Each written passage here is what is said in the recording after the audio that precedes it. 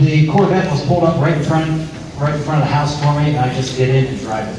There's been so much great work by all of these students, band directors throughout the years, and band parents. So once again, it's a real honor and a privilege to be here. We opened up with 2 professional level charts. The first one was a classic Thad Jones tune called Don't Get Sassy. And you heard from Elias on piano, Micah on trumpet, Bob on alto, Jeremy on tenor, as well as Gabe on trombone. Give it up for those great solos.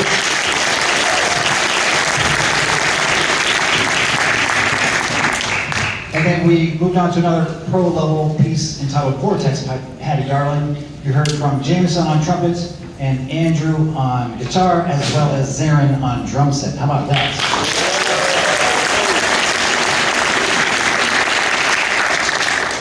All right, now next up is a composition of mine entitled Torque.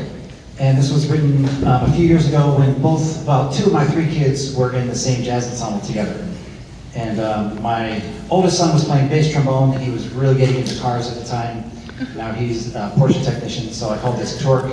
And then my son Michael was playing bass in the band, so this is a special piece for me. Reimagined now by this wonderful North Carolina All-State Jazz Band.